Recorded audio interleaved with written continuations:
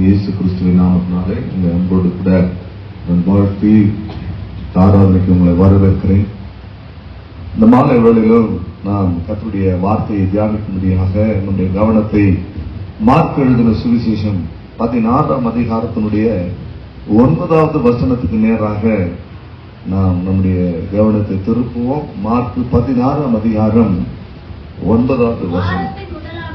வாரத்தின் முதலாம் நாள் அதிகாலையிலே இயேசு எழுந்திருந்த பின்பு மகதலேனா மரியாளுக்கு முதல் தரிசனமானார். அருமையானவர்களே, உயிர்த்தெழுந்த இயேசு தான் உயிரோடு இருக்கிறவராக காண்பிக்கும்படி அநேகருக்கு தன்னை வெளிப்படுத்தினார். அநேகருக்கு அவர் தரிசனமானார்.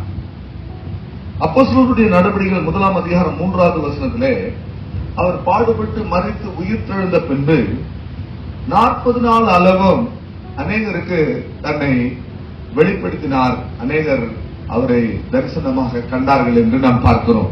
வாசியங்கள் 1ஆம் அதிகாரம் 3வது வசனம். அவர் பாடுபட்ட பின்பு 40 நாள் அளவும் அப்போஸ்தலருக்கு தரிசனமாகி தேவனுடைய ராஜ்யத்துக்குரியவைகளை அவர்களுடனே பேசி அநேக தெளிவான திருஷ்டாந்தரங்களினாலே அவர்களுக்கு தம்மை உயிரோடு இருக்கிறவராக காண்பித்தார். 1 கொரிந்தியர் 15ஆம் அதிகாரத்துல 5லிருந்து 8 வரையிலான வசனங்களை வாசிக்கும் போது பலருக்கு தேவன் தரிசனமானதாக நாம் அங்கே பார்க்க முடியும். வாசிங்க. கேபாவுக்கும் 12 தரிசனமானார். அதன் பின்பு 500 பேருக்கும் அதிகமான சகோதரருக்கும் ஒரே வேளையிலே தரிசனமானார். அவர்களில் அநேகர் இந்நாள் வரைக்கும் இருக்கிறார்கள். யாக்கோபுக்கும் அப்போஸ்தலர் எல்லாருக்கும் தரிசனமானார். எல்லாருக்கும் பின்பு அகால பிறவி போன்ற எனக்கும் அவர் தரிசனமானார். அல்லேலூயா. பலருக்கு ஆண்டவர் தரிசனமானார் உயிர்த்தெழுந்த பிறகு. இன்றைக்கு இந்த விடுதலை நற்செய்தி கூட்டத்துல என்ன வார்த்தையை நாம் தியானிக்க போகிறோம்? இந்த வசனங்கள் எல்லாம் பார்த்தபோது உங்களுடைய மனதில் அநேக கேள்விகள் வரும். இந்த வசனத்தை நான் பார்த்தபோது எனக்கும் அப்படிதான் வந்தது. பிரியமானவர்களே, இயேசுவுக்கு அன்பான சீசன் இருந்தான். அவனுக்கும் முதல்ல தரிசனமாகல. இயேசுவினுடைய தாயார் மரியாளுக்கும் முதல்ல அவர் என்ன செய்யல? தரிசனமாகல. இல்லையா? பலர் இருந்தாங்க. யாருக்குமே முதல்ல என்ன செய்யல? அவரு தரிசனமாகல. முதல்ல யாருக்கு தரிசனமானாரா? மகதலேனா மரியாளுக்கு தரிசனமானார். அப்படி என்ன விசேஷம் மகதலேனா மரியாளுக்கு? கரங்களை தட்டி ஆண்டவருடைய நாமத்தை மகிமைப்படுத்துங்க. ஹல்லேலூயா. கர்த்தர் ஆசீர்வதிப்பாருங்க. நிறைய பேய்னு சொன்னீங்க. நிறைய பேய்லாங்க. அதுக்கு அடுத்த வசனத்தை பாருங்க. லூக்கா எழுதின சுவிசேஷம் 16ஆம் அதிகாரத்துடைய 10வது வசனத்திலே சொல்லப்பட்டிருக்கிறது.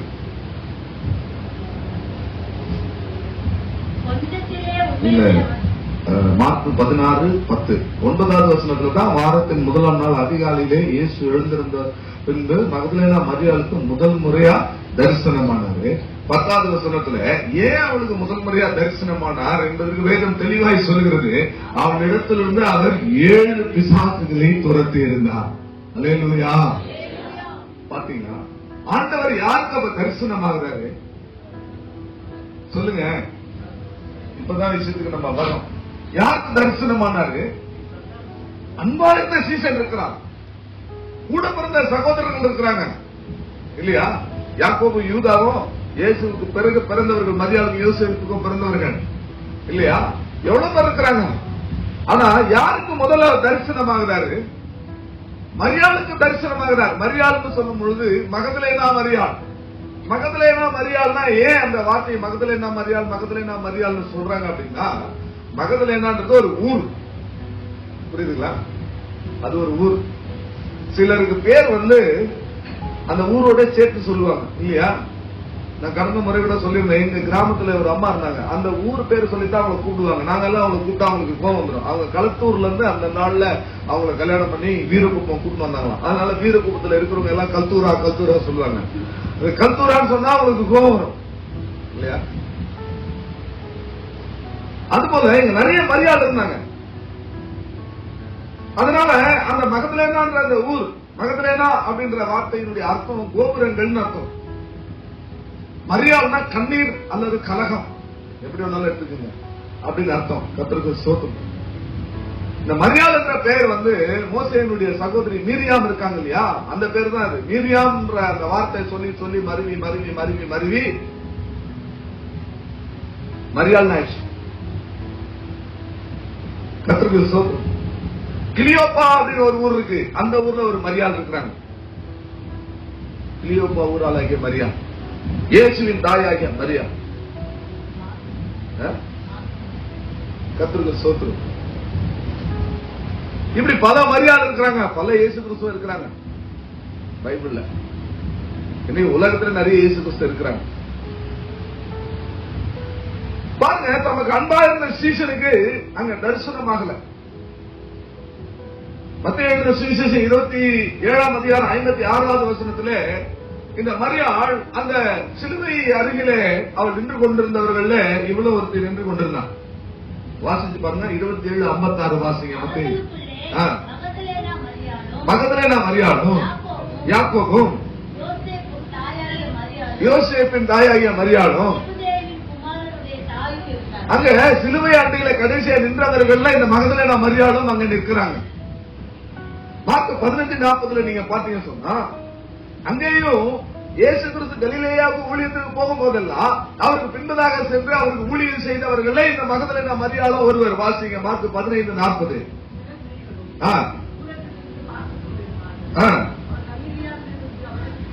அவர் கலிலேயாவில் இருந்த போது அவருக்கு பின் சென்று ஊழியம் செய்து தந்த மகதலேனா மரியாளும் சின்ன யாக்கோபுக்கு யோசேப்புக்கு தாயாகிய மரியாளும் சலோமே என்பவளும். பாருங்க, இயேசு கிறிஸ்து ஊழியம் செய்யும் பொழுது இயேசு கிறிஸ்துவோட கூடவும் இந்த அம்மா என்ன செய்தாங்க? ஊழியம் செய்தாங்க. அல்லேலூயா, அல்லேலூயா. ஆண்டவருடைய நாமத்துக்கு மகிமை உண்டாவதாக. இதுவெல்லாம் காரணம் அல்ல, சிலுவை அண்டையில நின்றதுக்காக இயேசு தரிசனமாகல. காலையில எழுந்த உடனே மரியாதை இவங்களும் அவருக்கு சுகந்த வர்க்கம் விடுன்னு சொல்லிட்டு கல்லறைக்கு ஓடோடி போனதுனால ஐயோ இவ்வளவு இவங்க அன்பு வச்சிருக்கிறாங்களே சொல்லிட்டு அவங்களுக்கு தரிசனமாகல. எதனால தரிசனம் ஆனாரா? வாரத்துல முதலாம் நாள் அதிகாலையில இயேசு உயிர்த்தெழுந்த பின்பு முதல்ல தரிசனமாகிறார். மகதலேனா மரியாளுக்கு தரிசனமாகினார். தரிசனமானதுக்கு காரணம் என்ன? அடுத்த வார்த்தையே வேதம் தெளிவாய் சொல்லுகிறது. அவனிடத்துல இயேசு 7 பிசாசுகளை சொல்லுங்க சொல்லுங்க, எத்தனை பிசாச? 7 பிசாச. ஞானசிசு கரெக்டா தான் சொன்னாங்க. ஒன்றுக்கு மேற்பட்டது அநேகம் தான் இல்லையா? அதனால அநேக பிசாசுகள் சொன்னாங்க. அப்படியானா பிரியமானவர்களே, இயேசு தரிசனம் ஆகணும்னு சொன்னா நம்ம இடத்துல இருந்து பிசாசுகள் என்ன செய்யப்பட்டிருக்கணும்? துரத்தப்பட்டிருக்கணும். ஆமென். நீங்க அதான் செய்தி. ஊர்ல இருக்கிறவங்களுக்கு எல்லாம் பிசாசு துரத்தணும். இப்ப உள்ள இருக்கிறவங்களுக்கே பிசாசுகளை துரத்த வேண்டிய நிர்பந்தத்துக்கு நம்ம வந்துட்டோம். கர்த்தருக்கு ஸ்தோத்திரம். ஆமென் சொல்ல மாட்டீங்களா? பாருங்க, இந்த 7 பிசாசுகளுக்கு மொத்தம் பைபிள்ல பாத்தீங்கன்னா ஃபுல்லா கலெக்ட் பண்ணி பாத்தீங்கன்னா 14 நாமங்கள் இருக்கு. எத்தனை பேரு? 14 பேர் இருக்கு பிசாசு. அசுத்தாவின்னு ஒரு பேர் இருக்கு, இருக்கா இல்லையா? அவருடைய ஜெப ஆலயத்துல நடுநாளாய் அசுத்த ஆவியுடைய ஒரு மனுஷன் இருந்தான். அப்போ பேய்க்கு ஒரு பேர் என்ன? அசுத்த ஆவி. அது என்ன கிரிய நடப்பிக்கும்? அது பேர்லயே அர்த்தம் இருக்கு. அது அசுத்தமானது நடப்பிக்கும். அதனால அது பேர் என்ன? அசுத்த ஆவி இல்லைங்களா? எதெல்லாம் அசுத்தமா இருக்கோ அதெல்லாம் என்னது? 100% அசுத்தாவி தான். புரியுதுங்களா? இதுல சில அசுத்தாவி ஆடும், உருளும் தரலும். சில அசுத்தாவி ஆடாது. அது சபையில் இருக்கிற அசுத்தாவில என்ன செய்யாது? ஆடவே ஆடாது, ஸ்ட்ராங்கா இருக்கும். புரியுதுங்களா? பிசாசுன்னு ஒரு பேர் இருக்கு,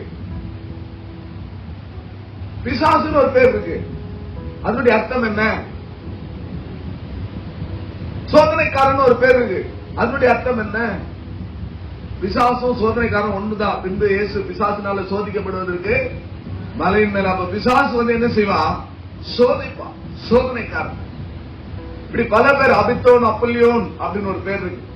இதெல்லாம் நமக்கு தெரியாது. அபித்தோன், அப்பல்லியோன் ஒரு பேர் இருக்கு. பெரிய பெரிய அழிவை உண்டு பண்றவன். வெளிப்படுத்தின விசேஷத்துல நீங்க வாசிச்சீங்கன்னா அதெல்லாம் தெரியும். இன்னைக்கு அங்கங்க குண்டு வெடிச்சு பயங்கரமான யுத்தங்கள் நடந்து கொத்து கொத்தா ஜனங்கள் சாகுறாங்க. பெரிய பெரிய அழிவுகளை உண்டு பண்ற அந்த பிசாசுக்கு பேர் என்ன? அபித்தோன், அப்பல்லியோன் அப்படின்னு ஒரு பேர் இருக்கு. புரியுதுங்களா? இன்னொரு பிசாசு இருக்கு, அதனுடைய பேர் என்ன தெரியுங்களா? பாகால் சேபுல் அப்படின்னு ஒரு பேர் இருக்கு. பாகால் சேபுல் அப்படின்னா என்ன அர்த்தம் தெரியுங்களா? ஒரு அரண்மனை உப்பரையிலிருந்து கீழே விழுந்துருமா. கீழே விழுந்தா அந்த ராஜா பிழைப்பானா பிழைக்க மாட்டானான்னு குறி கேட்கறதுக்காக என்ன செய்வான்? போவான். அப்ப இந்த பாகால் சேபுல் என்ற இடத்துல போவான். அப்ப போகும்போதுதான் தீர்க்கதரிசி வழியில மற்ற இஸ்ரவேல்ல தேவன் இல்லை என்றா நீ குறி கேட்க போகிற. குறி கேட்க போனவனுக்கு நான் தீர்க்க தரிசனம் சொல்றேன். கட்டில ஏறணும் இனி என்ன செய்ய மாட்டான், அதுல இருந்து இறங்க மாட்டான். குறி கேட்கிற குறி சொல்ற ஆவியினுடைய பேர் என்ன? பாகால் சேபுல். சரிங்களா? நல்லா புரிஞ்சுக்கீங்க. அது எங்கேயாவது மரல அடி சாமி அடி சொன்னாலும் அந்த குறி சொன்னாலும் அதுவும் பாகால் சேபுல் தான். சில தீர்க்கதரிசிகள் என்ற போர்வையில நம்ம போய் குறி கேட்டாலும் அதுவும் நான் மறக்க முடியாத ஒரு விஷயம். பல நேரத்துல சொல்லியிருக்கிறேன். ஒரு குறிப்பிட்ட பட்டணத்துல பார்த்தா ரயில்வே குவார்டர்ஸ்க்குள்ள ஒரு வீட்டுல ஒரு போர்டு ஒண்ணு வச்சிருந்தாங்க, இயேசுவின் நாமத்தினால இங்க குறி சொல்லப்படும். புரியுதுங்களா? பாஸ்டுங்க சிலருக்கு தீர்க்க தரிசனம் சொல்லுவாங்களா, எனக்கு தீர்க்க தரிசனம் சொல்லுவாங்களான்னு சொல்லிட்டு நம்ம மனசு எப்பவுமே ஏங்கிக்கிட்டே இருந்தா அதுவும் என்னதான்? பாகால் சேபுல். இந்த பாகால் சேபுல் என்கிற வார்த்தை மருவி மருவி மருவிதான் பெயல் செபுல் என்று வந்தது. பழைய ஏற்பாட்டில் பாகால் சேபுல் இருந்தது, புதிய ஏற்பாட்டுக்கு வரும்போது பெயல் செபுல் வந்தது. இயேசு கிறிஸ்துவை சொன்னாங்க, இவன் பெயல் செபுலின் தலைவன், பெயல் செபுலின் ஆவிகளை கொண்டு இந்த அற்புதங்களை எல்லாம் இவன் செய்கிறான் என்று சொல்லி. அந்த அருமையானவர்கள பிசாசுக்கு பல பெயர்கள் இருக்கு. ஆனா அதனுடைய தன்மைகள் 7 ஆஸ்பெக்ட்ல தான் இருக்கு. பிசாசு பல பேர்கள் இருந்தாலும் எதிராளி அப்படின்னு ஒரு பேர் இருக்கு. கர்த்தருக்கு ஸ்தோத்திரம். ஆனா இது எல்லாத்தையும் உள்ள அழைக்கினா 7 ஆஸ்பெக்ட்ல அந்த ஸ்பிரிட்டினுடைய தன்மைகள் வந்துடும். அதனாலதான் மகதலேனா மரியாள் இடத்துல 7 பிசாசுகள் இருந்தது அப்படின்னு சொன்னா என்ன அர்த்தம்? பிரியமானவர்களே, 7 பிசாசுடைய 7 தன்மைகள். பல பேர்கள் இருந்தாலும் அதனுடைய தன்மை 7 விதமான தன்மைகள் இருக்கு. ஆகவே இந்த 7 பிசாசுகள் ஒரு மனிதனத்திலிருந்து விரட்டப்பட்டால் தான் இயேசு அவனுக்கு தரிசனமாவார். அல்லேலூயா. முதல் முறை ஆண்டவர் தரிசனமானார். கர்த்தருக்கு ஸ்தோத்திரம். மகதலேனா மரியாளுக்கு தரிசனமானார். அப்படி தரிசனமாகும் போது அவரிடத்திலிருந்து 7 பிசாசுகள் துரத்தப்பட்டிருந்தது. இப்ப மறுபடியும் ஆண்டவர் தரிசனமாக போகிறார். மறுபடியும் ஆண்டவர் தரிசனமாகும் போது யாருக்கு அவர் தரிசனமாவார் அப்படின்னா 7 பிசாசுகள் யாரிடத்திலிருந்து விரட்டப்பட்டிருக்கிறதோ அவர்களுக்கு அவர் என்ன செய்வாரு? தரிசனமாவார். அல்லேலூயா. கர்த்தருக்கு ஸ்தோத்திரம். லூக்கா 8ஆம் அதிகாரம் 2வது வசனத்துல கூட நீங்கள் அதை பார்ப்பீர்கள் என்றால் அங்க சொல்லப்பட்டிருக்கிற வசனம் பாருங்க.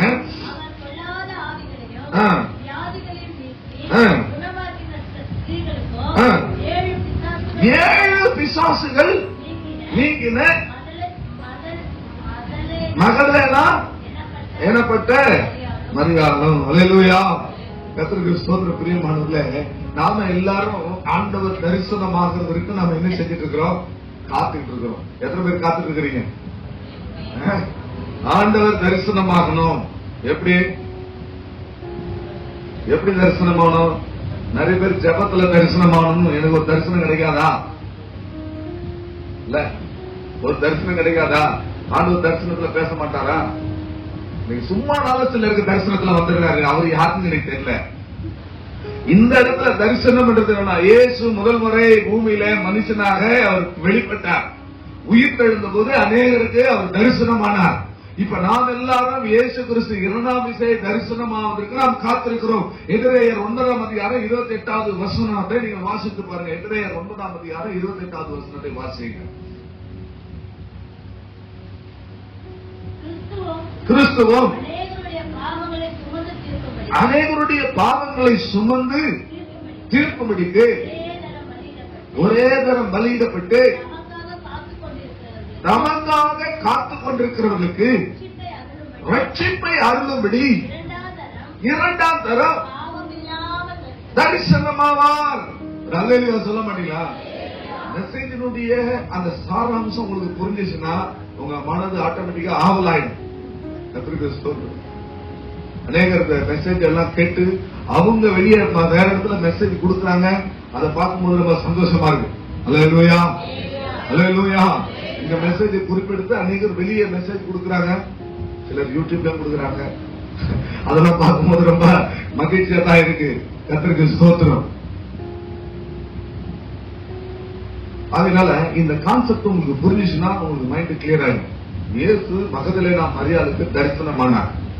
எவ்வளவு பேர் இருக்கும்போது முதல்ல தரிசனம் ஆகிறது ஒரு சந்தோஷமான ஒரு விஷயம். கர்த்தருக்கு சொல்ற ஒரு அற்புதம் நடந்துச்சு, ஒரு ஆசீர்வாதம் கிடைச்சிச்சு, ஒரு நன்மை நடந்துச்சு. முதல்ல போன் பண்ணி யார் சொல்றீங்க? ரொம்ப சந்தோஷம். அப்படி இருக்கிறாங்க. ஒரு சிலர் போன் பண்ணி பாஸ்டர் ப்ரொமோஷன் ஆயிட்டு, கர்த்தருக்கு சோத்திரம், பாஸ்டர் இத்தனை வருஷமா அதிகம் வராம இருந்தது இப்ப வந்துருச்சு இல்லையா, பாஸ்டர் குழந்தை பிறந்துச்சு. பாலசுந்தர ஐயா சொன்னார், முந்தா நாள் சொன்னாரு, நேற்று சொன்னாரு, முதல் போன் தான் பண்ணுவேன்.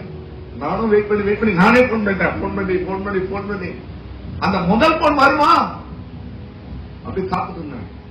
அல்லேலூயா. அப்ப முதல்ல ஒரு விஷயத்தை நம்ம ரிசீவ் பண்றோம் அல்லது நம்ம ஒருத்தவங்களுக்கு சொல்றோம் அப்படின்னா அது சம்திங் பிரஷியஸ் இல்லையா?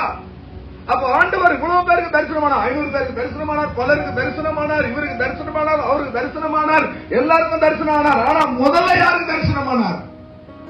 மகதலேனா மரியாளுக்கு தரிசனமானார். ஏன் தரிசனமானார்?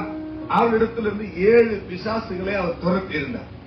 இப்ப மறுபடியும் ஆண்டவர் ஒரு தரம் எல்லாருடைய பாவங்களுக்காக அவர் மறிக்கும்படி பூமியில மனுஷனாய் தரிசனமானார். இப்ப மறுபடியும் 2ஆம் விசை பாவம் இல்லாமல் அவர் என்ன செய்ய போறாரு?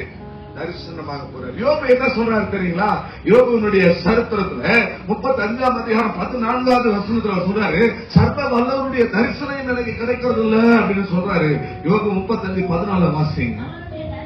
அவருடைய தரிசனம் உனக்கு கிடைக்கிறதில்லை என்றேன். அல்லேலூயா. அருமையானவர்களே, தரிசனம் நமக்கு கிடைக்கணும் அப்படி சொன்னா நமக்கு என்ன நடக்கணும்? பிசாசுகள் துரத்தப்படணும். எத்தனை பிசாசுகள்? 14 பிசாசுடைய நாமங்கள் வேதத்திலே சொல்லப்பட்டிருந்தாலும் அந்த 14 பிசாசுகளுடைய தன்மை 7 தன்மை தான். 7 விதமான சுபாவங்கள் தான் பிசாசுடைய சுபாவம். இந்த 7 பிசாசுகள் யாரிடத்திலிருந்து துரத்தப்படுகிறதோ அவர்களுக்கு தேவன் தரிசனமாவார். அல்லேலூயா, அல்லேலூயா, அல்லேலூயா. கர்த்தருக்கு ஸ்தோத்திரம். பிரியமானவர்களே, பலவிதமான வல்லமைகள் நம்மோடு போராடும். காலையில நம்ம என்ன செய்தியை கேட்டோம்? இந்திரா நகர் சபையில பலவிதமான போராட்டங்கள், பிசாசுடைய போராட்டங்கள் நமக்கு உண்டு. பிசாசு பல ஆங்கிள் போராடும். நமக்கு தெரியாது எதுதான் நமக்குள்ள கிரியை செய்யணும். ஒரு ஆள் இயேசுவும் பேதுருவும் கான்வர்சேஷன்ல பாருங்க, இயேசு நீ உன்னதமான தேவனுடைய குமாரன் சொன்ன உடனே ஆண்டவர் என்ன செய்யறாரு? பேதுருவே நீ பாக்கியவான், மாம்சமும் ரத்தமாயிருக்கு உன்னை வெளிப்படுத்தல, பரலோகத்தின் தேவனே என்ன செய்தாரு? வெளிப்படுத்தினாரு. இப்படி எல்லாம் சொன்னாரு. ஒரு 3 வசனம் தள்ளி ஆண்டவர் மறுபடியும் சொல்றாரு, நான் எருசலேமுக்கு போகணும், நான் பாடுபடணும், சிலுவையில மறிக்கணும், உங்கள ஒருத்தன் காட்டி கொடுப்பான், என்ன பிடிப்பாங்க, என்ன அடிப்பாங்க, என்ன சிலுவையில அறைவாங்க, நான் மறிக்கணும், அடக்கம் பண்ணணும், உயிர்த்தெழணும் சொன்ன உடனே பேதுரு ஆல் ஆஃப் எ சடன் ஒரு 2 நிமிஷத்துக்கு முன்னாடிதான் பேதுருவே நீ பாக்கியவான், பரலோகத்தின் தேவனே உனக்கு என்ன செய்தாரு? வெளிப்படுத்தினார். எல்லாம் சொன்னாலும் ஒரு 5-10 நிமிஷம் கூட ஆகல, அதுக்குள்ள ஆண்டவர் ஒரு வார்த்தையை சொல்றாரு, அப்பாலே போ சாத்தான். அதுக்குள்ள பிசாசு என்ன செஞ்சுட்டான்? கிரியை செஞ்சுட்டான். நம்முடைய வாழ்க்கையில கூட நல்லா ஜெபிக்கலாம், உபவாசம் பண்ணலாம், எல்லாம் ஊழியம் பண்ணலாம், எல்லாம் செய்யலாம். ஆனா ஒரு 2 நிமிஷத்துல பிசாசு பேதுருவுக்குள்ளேயே நுழைஞ்சு என்ன செஞ்சுட்டான்? பவுல் அப்போஸ்தலன் அதான் சொல்றாரு, சாத்தான் குட்டுகிற ஒரு முள் எனக்கு என்ன செய்யப்பட்டிருக்கிறது, கொடுக்கப்பட்டு அன்றையும் எனக்கு வெளிப்படுத்தின தேவ ரகசியங்களினாலே என்ன நான் உயர்ந்தாதபடிக்கு சாத்தான் குட்டுகிற ஒரு முள் எனக்கு கொடுக்கப்பட்டிருக்கிறது. அல்லேலூயா, அல்லேலூயா. லூக்கா 13ஆம் அதிகாரத்துல எவ்வளவு நேரம் நிமிரக்கூடாத ஒரு கூனி தேவனுடைய ஜெபாலயத்துல இருந்தார். அவள் எவ்வளவு நேரம் நிமிரவே முடியல. அந்த வியாதிக்கு பின்னதாக பலவீனப்படுத்துகிற ஒரு ஆவி இருந்ததாக இயேசு சொல்றார். அல்லேலூயா. கர்த்தருக்கு ஸ்தோத்திரம். பிரியமானவர்களே, நீங்கள் இன்னும் லூக்கா மற்ற சுவிசேஷங்கள் எல்லாத்தையும் நீங்க வாசித்து பாருங்க. அநேக அசுத்த ஆவிகள், அநேக பிசாசினுடைய போராட்டங்கள். ஒரு மனுஷனுக்குள்ள ஒரு பிசாசு இருந்தது. இயேசுவின் பேர் என்னன்னு கேட்கும்போது அவன் சொல்றான் லேகியோன்னு சொல்றான். பல பிரசங்கங்கள் கேட்டாச்சு லேகியோனை பத்தி. அநேகம் பேர் லேகியோன்னு சொன்னா நீங்க நிறைய பேர் பிசாசு துரத்தும் போது கூட லேகியோன் இயேசு நாமத்துல லேகியோன் பிசாசை எழுதியோம் அது மாதிரி சொல்லக்கூடாது. லேகியோன் சொன்னா 6000 போர் வீரர்களை கொண்ட ஒரு பெட்டாலியன். ரோமர்களுடைய போர் வீரர்கள்ல 6000 மெம்பர் கொண்ட ஒரு ஆர்மி, ஒரு படை. கர்த்தருக்கு ஸ்தோத்திரம். அதுக்கு பேர் தான் லேகியோன். பிரியமானவர்களே, அவன் சொல்றான் அநேக பிசாசுகள் அவனுக்குள்ள இருந்ததுனால லேகியோன் சொல்றான். எவ்வளவு பிசாசுகள் இருந்தாலும் அந்த பிசாசுகளுடைய தன்மை 7 விதங்கள்ல இருக்கிறது. அந்த 7 பிசாசுகள் யாருக்கு துரத்தப்படுகிறதோ அவர்களுக்கு தேவன் என்ன செய்வாரு? 2ஆம் முறை அவர் தரிசனமாகும் போது இந்த 7 பிசாசுகளுடைய தன்மைகள் துரத்தப்பட்டவர்கள் தான் அவரை என்ன செய்வாங்க? தரிசிப்பார்கள். அல்லேலூயா. அந்த 7 பிசாசுடைய தன்மைகளை நான் உங்களுக்கு சொல்லுகிறேன். முதலாவதாக பிரியமானவர்களே, நீங்கள் வாசியுங்கள். ஆதியாகமம் 3ஆம் அதிகாரத்தினுடைய 1வது வசனம். ஆதியாகமத்தினுடைய 3ஆம் அதிகாரத்தினுடைய 1வது வசனம். தேவனாகிய கர்த்தர் உண்டாக்கின சகல காட்டு ஜீவன்களை பார்க்கலாம் சர்ப்பமானது தந்திரமுள்ளதாய் இருந்தது. முதல் பிசாசினுடைய ஆஸ்பெக்ட், முதல் பிசாசு அதனுடைய தன்மை என்ன? தந்திரம். முதல் ஆதி என்னது? நல்லா சொல்லுங்க. தந்திரமான பிசாசுன்னு சொல்லுங்க. பக்கத்துல கைப்பிடிச்சு சொல்லுங்க. முதல் பிசாசுடைய பேர் என்ன? தந்திரமான பிசாசு. அல்லேலூயா. பிசாசுடைய தந்திரங்களை நீங்கள் அறியாதவர்கள் அல்லவே என்று வேதம் சொல்லுகிறது. நமக்கு தெரியாதுங்க பிசாசுடைய தந்திரங்கள் எப்படிப்பட்டதுன்னு நமக்கு தெரியாது. கர்த்தருக்கு ஸ்தோத்திரம். ஆவிக்குரிய வாழ்க்கையில ஒரு தேவனுடைய பிள்ளைக்கு தந்திரமான ஒரு சுபாவம் இருந்ததுன்னா அவனுக்குள்ள ஒரு ஆவி இருக்குன்னு அர்த்தம் இல்லையா? தந்திரமா யாரெல்லாம் சிரிக்கிறாங்களோ அவங்களுக்குள்ள என்ன இருக்கு சொல்லுங்க? ஆவி இருக்கு. முதல்ல ஆவியினுடைய பேர் என்ன? தந்திரம். நரித்தந்திரம் சிலர் பண்ணுவாங்க. ஒவ்வொருத்துக்கு ஒரு தந்திரம் இருக்கு. நான் பல முறை சொல்லியிருக்கிறேன், இப்போது சொல்றேன்.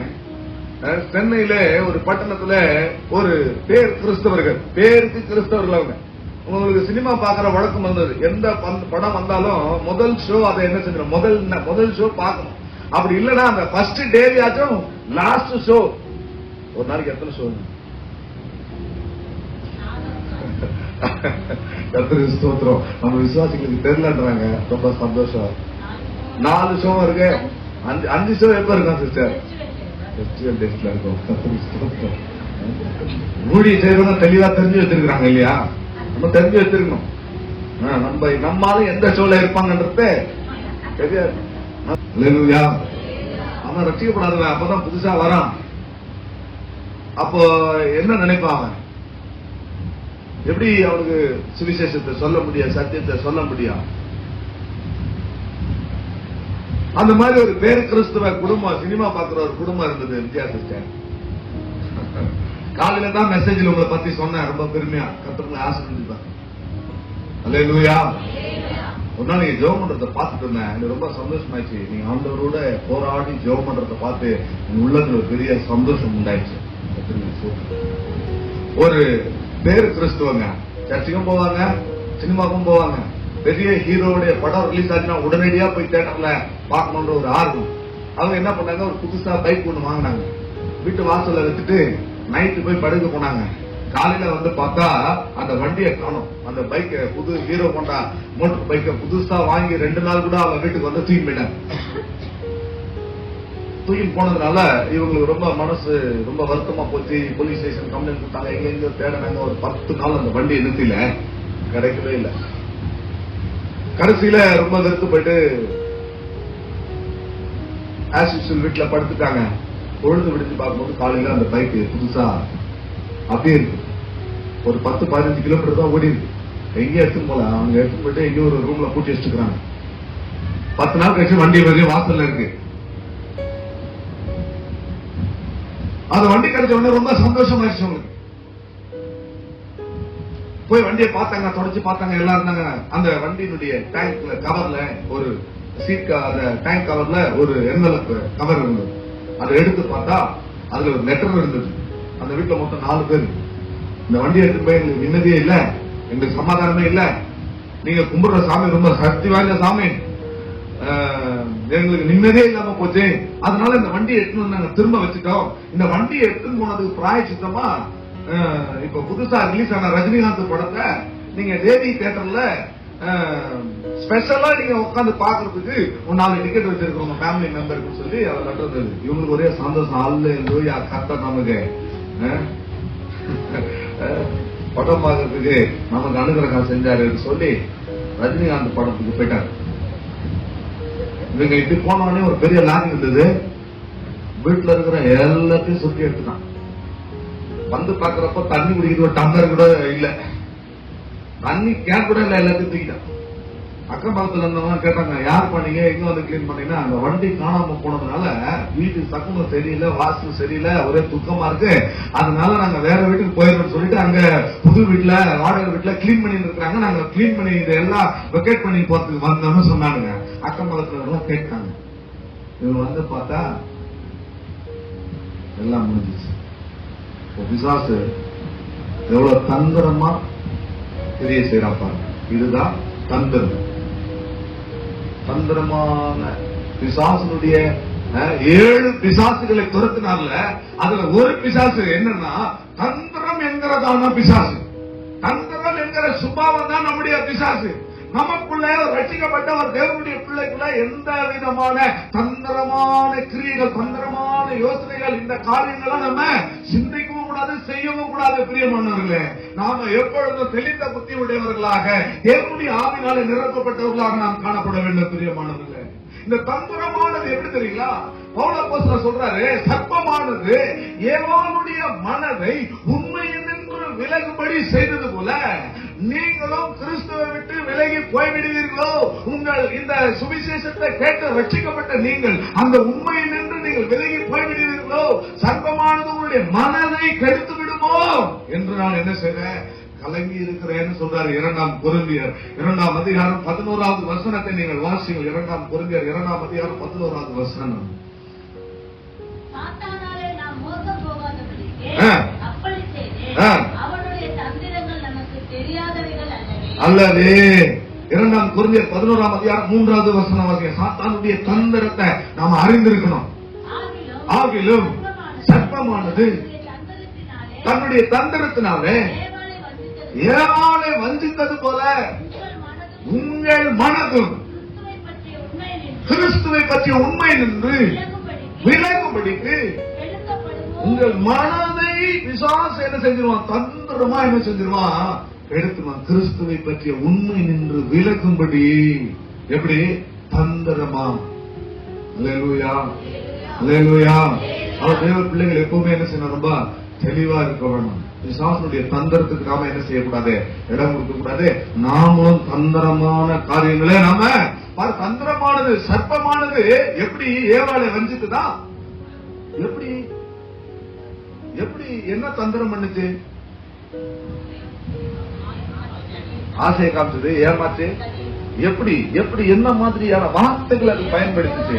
தந்திரா, தேவனை போல நீ என்ன செய்வ? ஆண்டவருடைய உபதேசம் என்ன? ஆண்டவர் உபதேசம் என்ன? ஆண்டவர் என்ன உபதேசம் கொடுத்தாரு? ஆண்டவர் என்ன பிரசங்கம் பண்ணாரு ஏவாளுக்கு? இந்த கனியை புசிக்கும் நாளிலே சாகவே சாவாய். பிசாசு என்ன பிரசங்கம் பண்ணுது? இப்போ வந்து நீ தேவனை போல மாறுவ. அதனாலதான் எங்களுடைய பிரசங்கங்கள் எல்லாம் ஆண்டவருடைய பிரசங்கத்தை போல நாங்க பண்றோம். அல்லேலூயா.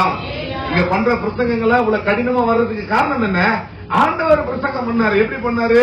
இந்த கனியை புசிக்கிற நாளிலே சாகவே சாவாய். பிசாசு வந்து பிரசங்கம் பண்ணுது. என்ன பண்ணுது? இல்ல இல்ல, இதை புசிக்கும் நாளிலே நீ தேவனை போல மாறுவாய். பாருங்க, இதுதான் தந்திரம். உபதேசத்துல குளறுபடி. அல்லேலூயா. பலவிதமான உபதேசங்கள். கர்த்தருக்கு ஸ்தோத்திரம்.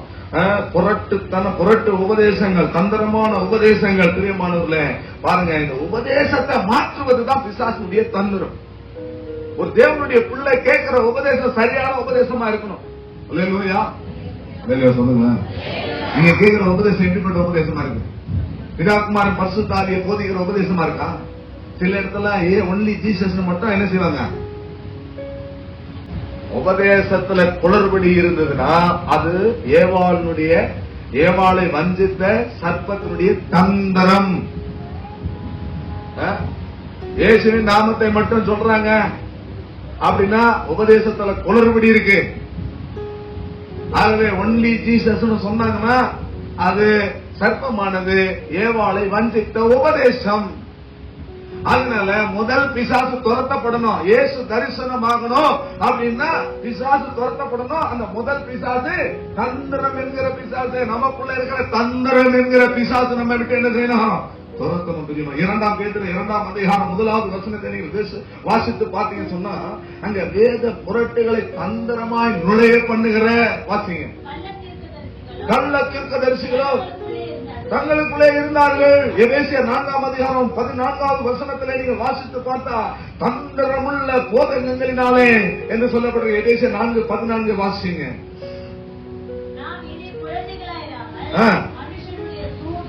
மனுஷனுடைய சூதும் வஞ்சிக்கிறதுக்கு ஏதுவான தந்திரமுள்ள போதகமாகிய பலவித தந்திரமுள்ள போதகம். ஐயா, நல்லா கவனிக்கணும். 7 பிசாசுகளை ஒருத்தர் இடத்துல துரத்தினாரு. அவங்களுக்கு தான் முதல்ல தரிசனமானார். நமக்குள்ள இருக்கிற பிசாசினுடைய தன்மைகள் 7 தன்மைகள் துரத்தப்பட்டால் தான் நம்ம ஆண்டவர் தரிசனமாகிறதை நாம் என்ன செய்ய அடைய முடியும். அந்த தரிசனத்தை அடைய முடியும். முதலாவது பிசாசு தந்திரம். தந்திரம்னு சொல்லும் போது அது உபதேசத்துல தந்திரமா தன்னுடைய வார்த்தைகளை சொல்லி ஏவாளை என்ன செய்தது? வஞ்சித்து விட்டது. இயேசு கிறிஸ்து கூட பிசாசு ரொம்ப தந்திரமா டீல் பண்ணா. எப்படி டீல் பண்ணா? உயர்ந்த மலையின் மேல கொண்டு போய் நிறுத்தி இவைகள் எல்லாம் பணிந்து கொள். அப்ப ஆண்டவர் வசனத்தை கொண்டே சில காரியங்களை பேசினா தெரியுங்களா? மேல இருந்து தாழ குதியும். அப்பொழுது உம்முடைய தூதர்கள் வந்து கைகளில் உன்னை ஏந்தி கொண்டு போவார்கள் என்று சொல்லி இருக்கிறது, எழுதப்பட்டிருக்கிறது அப்படின்னு சொல்றோம். அதுக்கு ஆண்டவர் மறுபடியும் அவரும் உபதேசத்துல தான் சொல்றாரு, வசனத்தை தான் சொல்றாரு, பரீட்சை பாராதிருப்பாயாக. அல்லேலூயா. இந்த கல்லுகளை எல்லாம் அப்பமாக்கி சாப்பிடுங்க அப்படின்னா அவர் சொல்றாரு, அப்பத்தினால் மாத்திரம் அல்ல தேவனுடைய வார்த்தையினாலும் பிழைப்பான் என்று எழுதி இருக்கிறது. ஆகவே பிசாசு தந்திரமா சில காரியங்களை, சில உபதேசங்களை நமக்கு கொடுக்கும் பொழுது அருமையானவர்களே, அவனுடைய தந்திரங்களை நாம் அறிஞ்சு அந்த தந்திரமான பிசாசை நாம் என்ன செய்ய வேண்டும்? நாம துரத்த வேண்டும். பிரியமானவர்களே, முதல் ஆவியினுடைய பேர் என்ன? நான் அதை குறித்து அதிகமா ஒரே வார்த்தையில் சொல்லிட்டேன். தந்திரம். எங்கெல்லாம் தந்திரமா கிரியை செய்யறானோ பிசாசு, அது தந்திரமான காரியங்கள், தந்திரமான பேச்சுகள், தந்திரமான செய்கைகள், தந்திரமான பிளான்கள், இதெல்லாம் பிசாசு. இதெல்லாம் துரத்தப்படணும். நம்ம கிட்ட இருந்து துரத்தப்படணும். நாமளும் இதுக்கு கவனமா இருக்கணும். கர்த்தருக்கு சொல்ற இரண்டாவது இந்த பிசாசுடைய காரியத்தை நான் பார்க்கும்போது, இரண்டாவது தன்மை வெளிப்படுத்தல் 12ஆம் அதிகாரம் 9வது வசனத்தை பார்க்கும்போது, வெளிப்படுத்தல் 12ஆம் அதிகாரம் 9வது வசனத்தை வேகமாக வாசிங்க. உலகம் அனைத்தையும் மோசம் போக்குகிற பிசாசு என்றும் சாத்தான் என்றும் சொல்லப்பட்ட பழைய பாம்பாகிய பெரிய வலு சர்ப்பம் தள்ளப்பட்டது. எத்தனை பேர் சொல்லிட்டே வராங்க பாருங்க. பிசாசுக்கு முதல் பேர் என்ன? தந்திரமானவர்.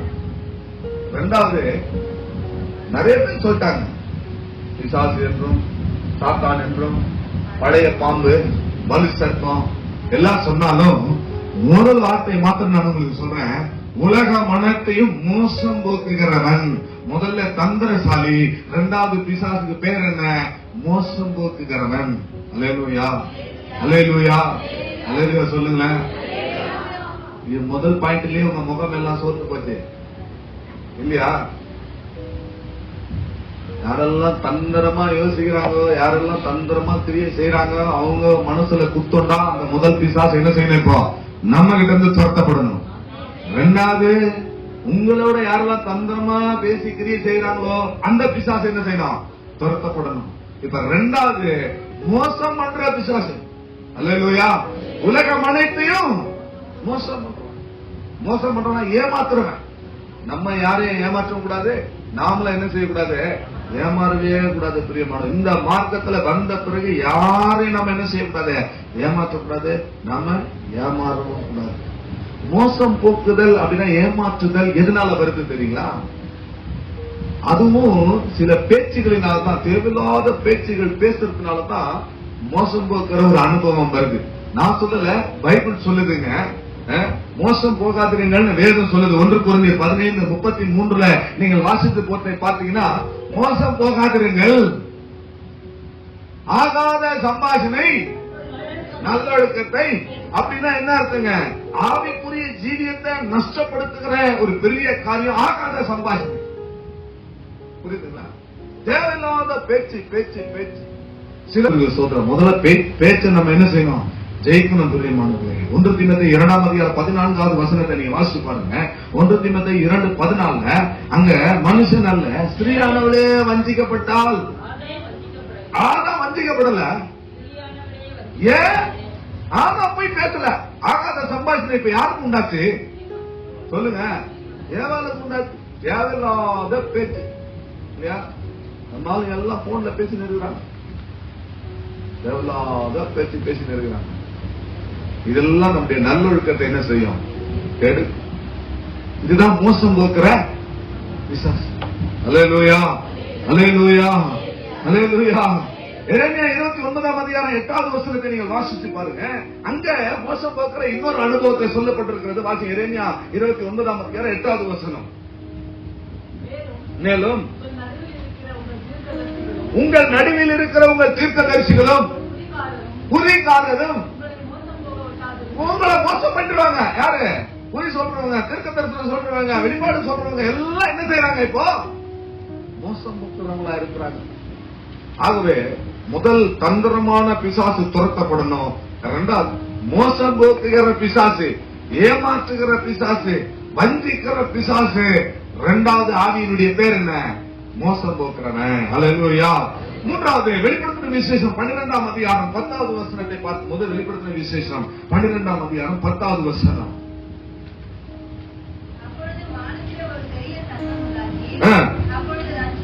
ரட்சிப்போம், வல்லமையும்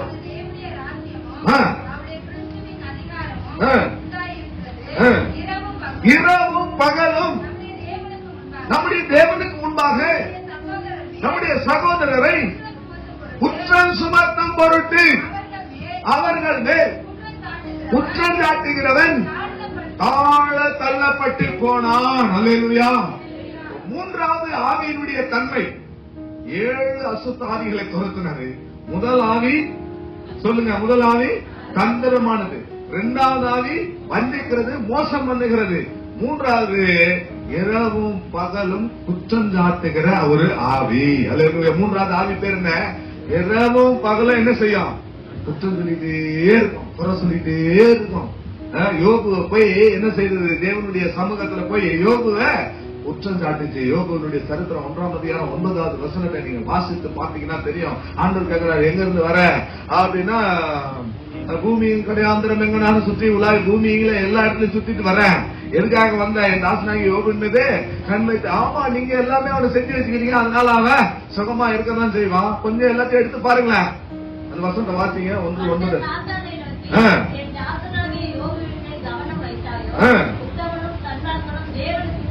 பொல்லாப்பை விட்டு பூமியில ஒருவனும் இல்லை. வாசிங்க.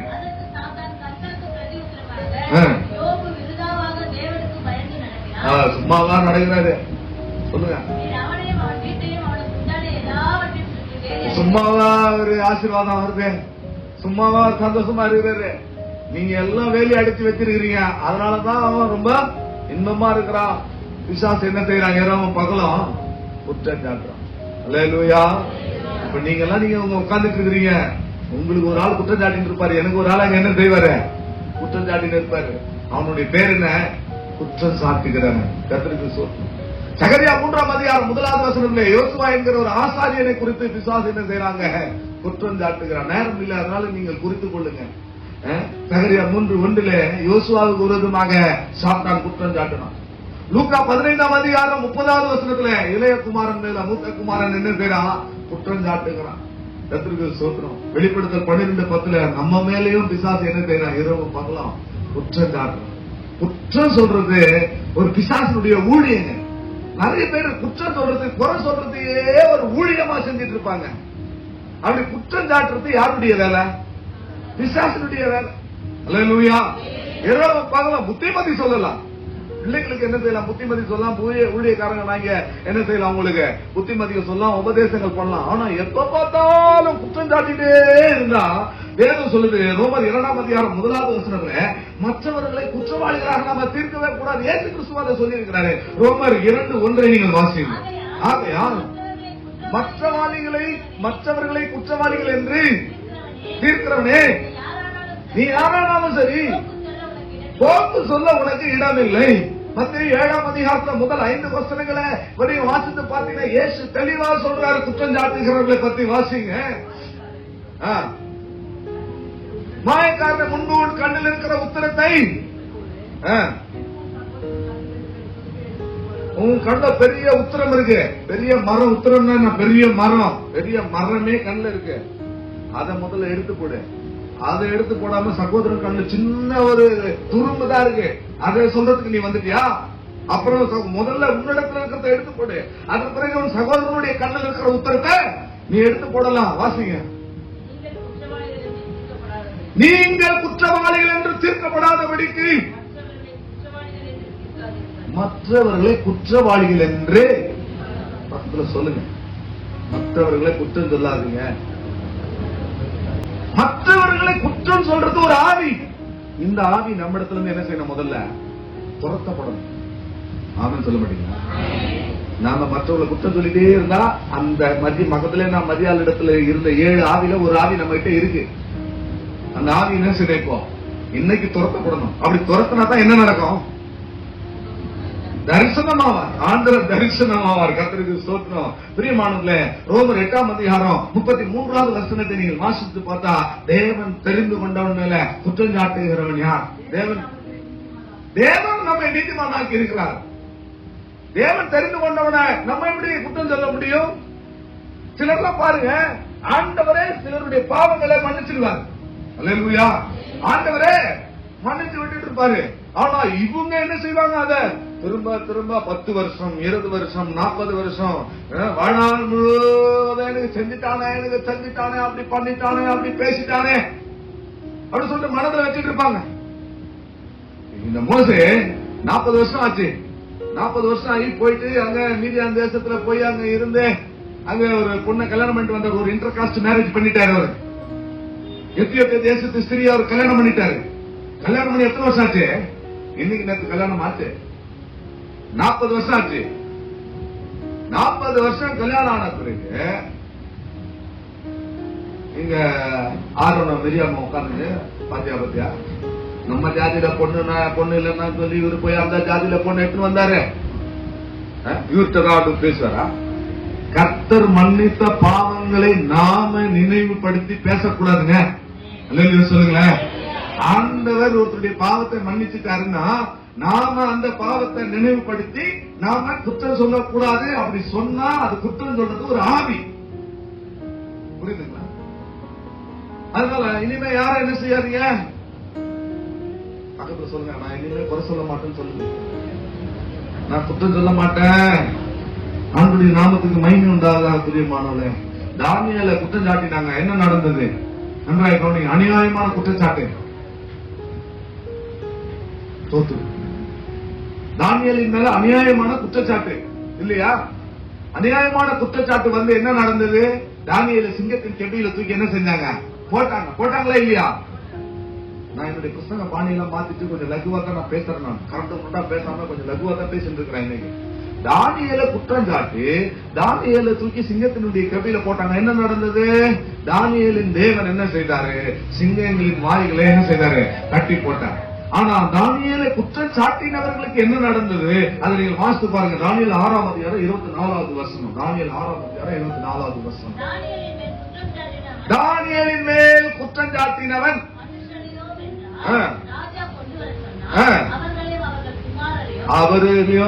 இவரு குற்றம் எவனோ ஒருத்தன் குற்றம் சாட்டினதுக்கு அவன் குற்றம் சாட்டினவன் மாத்திரமல்ல, அவனுடைய பிள்ளைகளையும் அவன் மனைவிகளையும். அதனால இனிமே யாருமே என்ன செய்யக்கூடாது? தயவுசெய்து இந்த தானியேலினுடைய சம்பவனுடைய மனதில் இருக்கட்டும். யாரையும் என்ன செய்யாதீங்க. ஒரு ஆள் சொன்னாங்க, முதல்ல நீங்க சாட்டாதுங்க இல்லையா? நான் இனிமேல் குற்றம் சாட்ட மாட்டேன். ஒரு ஆள் சொல்லுங்க.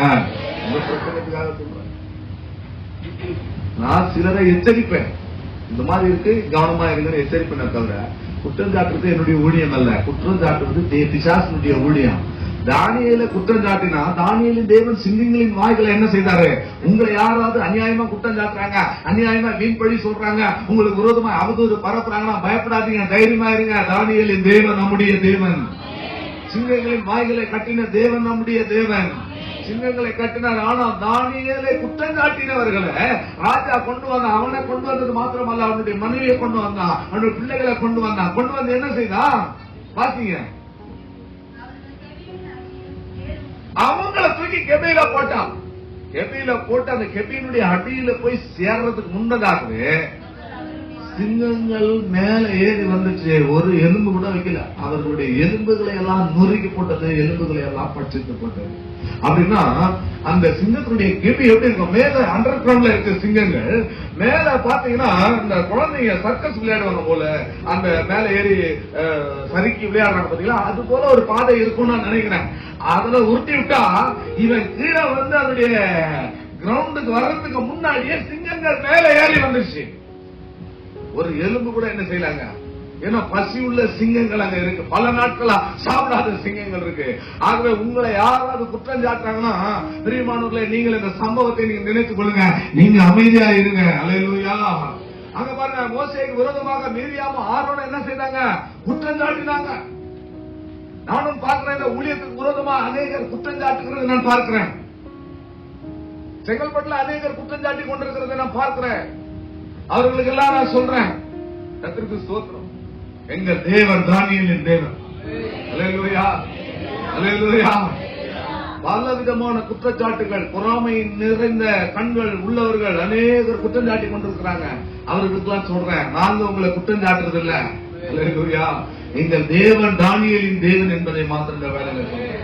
குற்றம் சாட்டுவது ஒரு ஆவி. இரவும் பகலும் குற்றம் சாட்டுகிறவன் தாழ தள்ளப்பட்டு போனான் என்று வேதம் சொல்லுகிறது.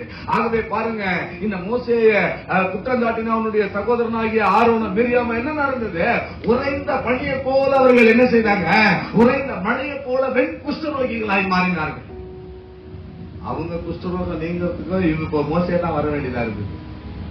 யார குற்றம் சாட்டினாங்களோ அவன் தான் இவங்களுக்காக வந்து திறப்பில் நிற்க வேண்டியதா இருக்கு. ஆகவே பிரியமானவர்களே, முதல்ல பிசாசு, முதல் ஆவி அது தந்திரசாலி என்கிற ஆவி. இரண்டாவது ஆவி அது மோசம் போக்குகிற, ஏமாற்றுகிற, வஞ்சிக்கிற ஒரு ஆவி. மூன்றாவது ஒரு ஆவி அது என்னது? இரவும் பகலும் குற்றம் சாட்டுகிற ஒரு ஆவி, குற்றம் சாட்டுகிறவன். நான்காவதாக மகதலேனா மரியாளிடத்திலிருந்து துரத்தப்பட்ட ஆவி, நாலாவது ஆவி. யோவான் எழுதின சுவிசேஷம் 8ஆம் அதிகாரம் 44வது வசனத்தை நீங்கள் வாசிங்க. யோவான் எழுதின சுவிசேஷம் 8ஆம் அதிகாரம் 44வது வசனம்.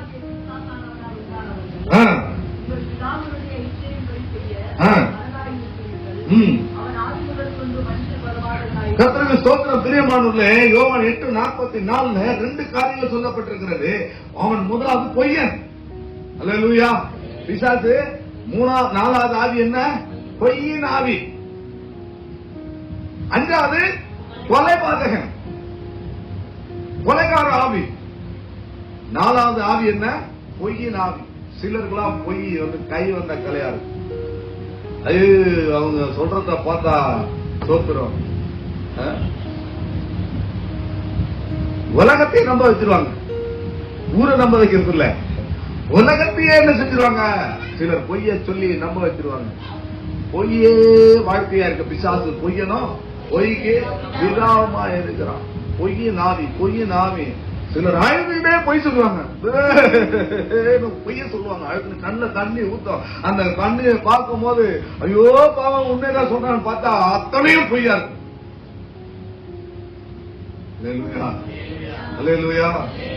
அத பொய்யின் ஆவி நம்மகிட்ட என்ன செய்யணும்? துரத்தப்படும். பொய் சொல்றது என்ன கிடைக்காதா?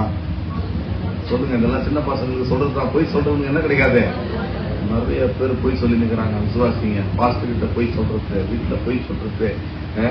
பொய்ன்றது ஒரு மாய்மாலம் தானே. பொய்யின் ஆவி என்பது என்ன? மாய்மாலம். உண்மை இல்லாதது, உண்மை தன்மை இல்லை, மெய்த்தன்மை இல்லை. எதெல்லாம் மெய் இல்லையோ அதெல்லாம் என்னது? உண்மை இல்லாததெல்லாம் என்னது? பொய் தான். ஆண்டவர் எல்லாரையும் மன்னிச்சாருங்க, எல்லாரையும் மன்னிச்சாருங்க. எப்பேற்பட்ட பாவியும் ஆண்டவர் என்ன செய்தாரு? மன்னிச்சாரு. ஆண்டவர் மன்னிக்காம கோவப்பட்ட ஆள் யார் தெரியுங்களா? ஆண்டவர் மன்னிக்கல, அவன் மேல மன்னிக்கிறது மன்னிப்பு இல்ல, ரெண்டாவது கோபம் பட்டார். மாயக்காரராகி உங்களுக்கு ஐயோ. அல்லேலூயா. இந்த மாய்மாலம் பண்றது, உள்ளொன்று வைத்து புறமொன்று ஜீவிப்பது, இதெல்லாம் மாய்மாலத்தின் ஆவி, பொய்யின் ஆவி. உள்ளதை உள்ளபடி சொல்லுங்க, இல்லாதத இல்லன்னு சொல்லுங்க. அல்லேலூயா. விசுவாசு பொய்ய பொய் சொல்ல முடியா ஏவிட்டே இருப்பான். கர்த்தருக்கு ஸ்தோத்திரம். 2 நாளாகமம் 18ஆம் அதிகாரம் 21வது வசனத்துல பொய்யின் ஆவி அங்க தீர்க்கதரிசிகளுக்குள்ள இருந்தது. பொய்யின் ஆவி என்று சொல்லப்பட்டிருக்கிறது. வாசிங்க, 2 நாளாகமம் 18:21 வாசிங்க.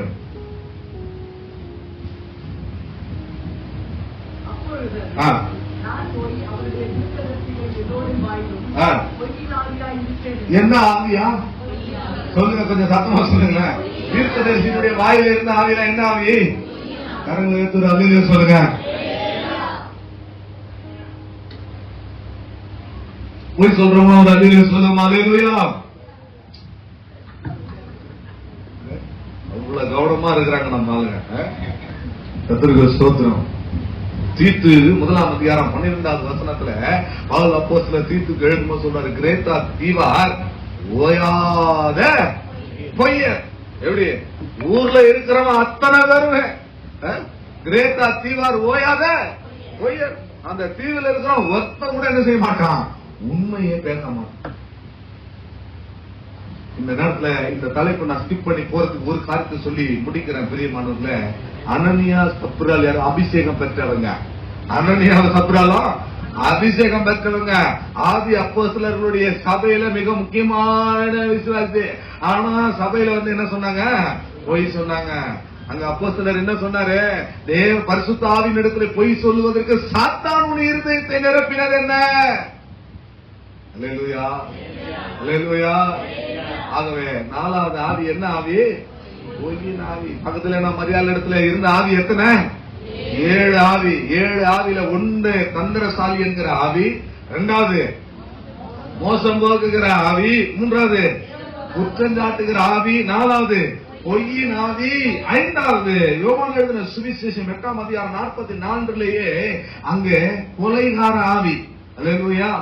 அவன் கொலைகாரன் என்று வேதம் சொல்லுகிறது. அவன் மனுஷ கொலை பாத்தகனாய் இருக்கிறான் என்று வேதம் சொல்லுகிறது. 8:44 மறுபடியும் வாசிங்க சத்தமா.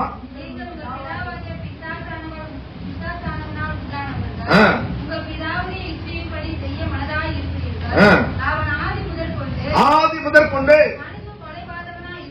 மனுஷ கொலை பாத்தகனாய் இருக்கிறான்.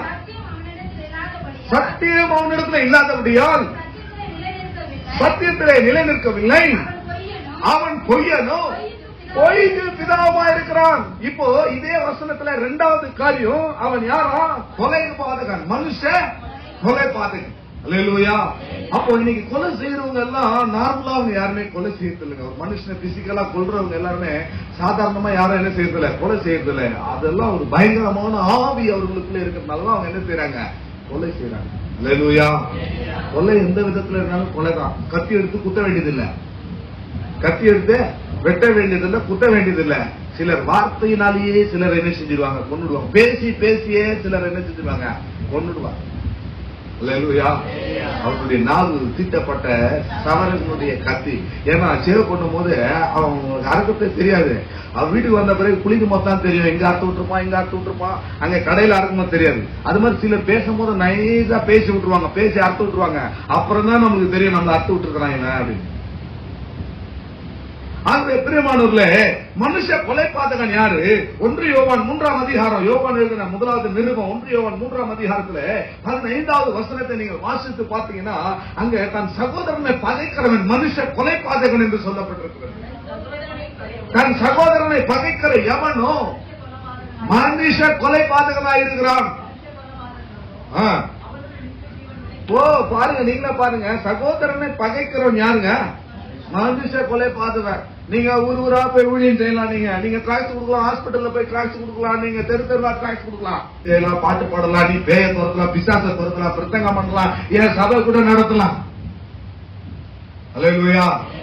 தன் சகோதரனை பகைக்கிறவன் எவனும் மனுஷ கொலைபாதகனாய் இருக்கிறான். சகோதர ஸ்நேகம் இல்ல, காண்கிற சகோதரனை சிநேகிக்காதவன் காணாத தெய்வத்தை எப்படி சிநேகிப்பான்? அல்லேலூயா. பார்க்கிற ஒரு மனிதனை நம்மளால நேசிக்க முடியல, பார்க்காத கடவுளை எப்படிங்க நேசிக்க முடியும்? ஆகவே இந்த 5வது ஆதி என்ன? நீங்க 12வது வசனத்தை கூட அதுல வாசிச்சு பாருங்க, ரொம்ப நல்லா இருக்கும், வாசிங்க. பொல்லாங்கனால் உண்டாயிருந்து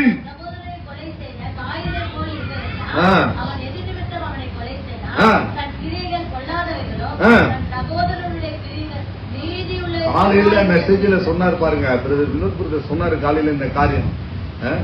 காலையில காயினையும் இந்த பலி ஆன்லைன்ல சொன்னாரு, பிரசங்கத்துல சொன்னாரான்னு எனக்கு தெரிய ஞாபகம் இல்ல.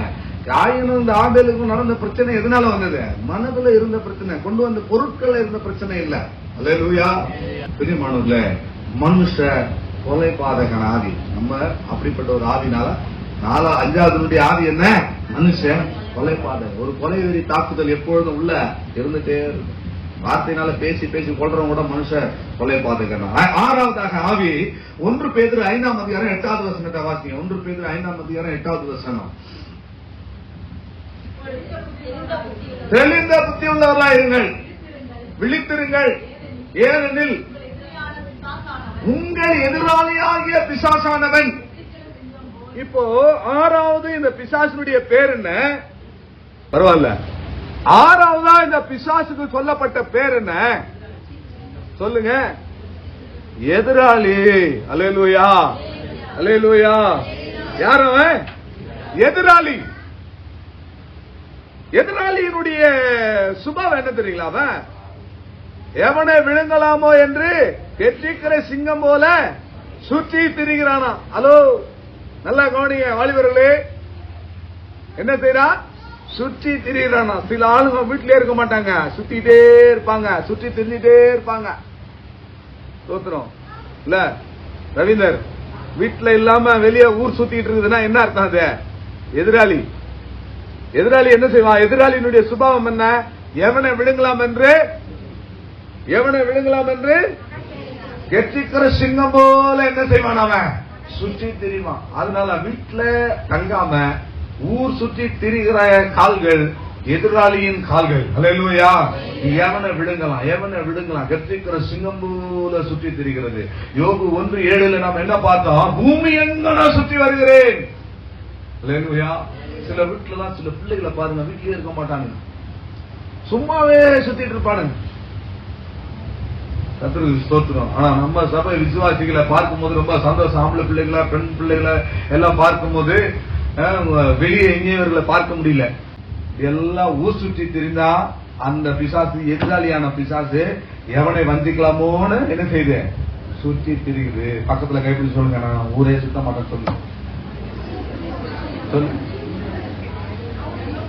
நிறைய வயசான பிசாசு கூட சுத்தி இருக்குது. அங்க இருந்து பொண்ணு வீட்டுக்கு போறேன், புள்ள வீட்டுக்கு போறேன், அங்க போறேன்னு சும்மா என்ன செஞ்சு சுத்தி இருக்குது. சர்ச்சைக்கு மட்டும் வராது. ஆண்டுடைய நாமத்துக்கு மகிமை உண்டாவதாக. கடைசியாக இந்த 7வது ஆவி, யோவான் 10ஆம் அதிகாரம் 10வது வசனத்தை வாசிங்க. யோவானுடைய சுவிசேஷம். திருடன் திருடவும் கொல்லவும் அழிக்கவுமே அன்றி வேறொன்றுக்கும் வரான். நானும் அவைகளுக்கு ஜீவன் உண்டாகும், அது பரிபூர்ணப்படும் வந்தேன். இப்போ 7வது ஆவியினுடைய பேர் என்ன? திருடன். அல்லேலூயா. அவன் யார்? அவன் திருடன். நான் முன்ன சொல்லல, கரெக்டா 7 ஆவியை சொல்லியிருக்கிறேன். பக்கத்திலே நான் மரியாதை இடத்துல 7 ஆவியை துரத்து இருந்தார். முதல் ஆவி வஞ்சிக்கிற ஆவி. 2வது ஆவி சொல்லுங்க, மோசம் போக்குகிற ஏமாத்துகிற ஆவி. 3வது ஆவி இரவும் பகலும் குற்றம் சாட்டுகிற ஆவி. 4வது ஆவி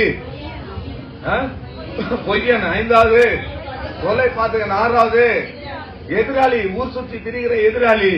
7வது திருடன். திருடன் திருடவும் கொல்லவும் அழிக்குவேன் வேறொன்றுக்கும் வரான். பிசாசுடைய உன்னதமான பேரு தான், நம்பர் 1 பேரு தான் பிசாசுடைய பேரு திருடன். அவன் கிருபையை திருடிடுவான், உங்க தெய்வீகத்தை திருடுவான், உங்களுடைய அபிஷேகத்தை திருடுவான், உங்களுடைய ஜபத்தை திருடுவான், உங்களுடைய உபவாசத்தை திருடுவான், உங்க நேரத்தை திருடுவான். பல காரியங்கள், ஆவிக்குரிய உன்னதமான அனுபவங்களை அவன் திருடி கொண்டே இருப்பான். பணத்தை திருடுவான், பொருளை திருடுவான், வஸ்திரத்தை திருடுவான். எருசலேமுக்கு போனா பாருங்க, எருசலேம்ல இருந்து ஒருத்தன் எங்க போனா? எரிகோவுக்கு போனா. எரிகோவுக்கு போற வழியில கல்லர் கையில மாட்டின உடனே அவங்க கிட்ட எதை திருடுனா? முதல்ல அவருடைய வஸ்திரத்தை என்ன செய்தாங்க? அவன் திருடணும். ஆதாமும் ஏவாள் இடத்துல பிசாசு திருடின முதல் திருடி என்ன? அவருடைய வஸ்திரத்தை திருடிட்டான். ஆகவே நமக்குள்ள இருக்கிற தெய்வீகமான உன்னத அனுபவங்களை அவன் என்ன செஞ்சிருவான்? திருடிடுவான். அல்லேலூயா. இந்த 7 ஆவிகள் ஒரு மனுஷனிடத்துல இருந்து துரத்தப்படணும். அப்படி துரத்தப்பட்டாள் மகத்திலே நாம் மரியாள். அந்த மரியாளுக்கு முதல் முறை ஆண்டவர் என்ன செய்தாரு? தரிசனமானார். அவங்க அம்மாவுக்கு தரிசனமாகல, அவங்க சகோதரருக்கு தரிசனமாகல, யோசேப்புக்கு தரிசனமாகல, 12 அப்போஸ்தலர்களுக்கு தரிசனமாகல, 70 பேரை தனியா ரெடி பண்ணி வச்சிருந்தாரு, 70 பேருக்கு தரிசனமாகல. முதல்ல மகத்திலே நாம் மரியாளுக்கு தரிசனமாகி பின்பு அநேகருக்கு தரிசனமாகி. அல்லேலூயா. நமக்கும் அகால பிறவி போன்ற எனக்கும் தரிசனமானார் என்று பவுல் சொல்றாரு பாருங்க. நமக்கும் அவர் 2ஆம் திசை பாவம் இல்லாதவராக தரிசனமாக போகிறார். அவரை தரிசிக்கணும். இயேசுவை மகிமையிலே தரிசிக்க வேண்டுமானால் இந்த 7 ஆவியின் தன்மைகள் நம்மிடத்திலிருந்து துரத்தப்படணும். அப்படி துரத்தப்பட்டால் இயேசு மகிமையில வெளிப்படும் போது அவரை தரிசிக்கலாம். அல்லது நாம் ஒருவேளை அவருடைய வருகைக்கு முன்பதாக நாம் முந்திக் கொண்டு மறைப்போமானால் நாம் போய் அவரை மகிமையிலே தரிசிக்கலாம். கர்த்தர் உங்களை ஆசீர்வதிப்பார். எல்லாரும் எழுந்து நின்று இந்த ஆவியின் போராட்டங்கள், இந்த ஆவியின் போராட்டங்கள் எனக்கு இல்ல, கர்த்தருக்கு ஸ்தோத்திரம் அப்படின்னு சொல்றவங்க நீங்க சந்தோஷமா தேவனை துதிங்க. இல்ல, இந்த ஆவியின் போராட்டம் எனக்கு இருக்கு, இந்த 7 விதமான ஆவிகள் ஏதோ ஒன்று எனக்குள்ள போராடிட்டு இருக்கு.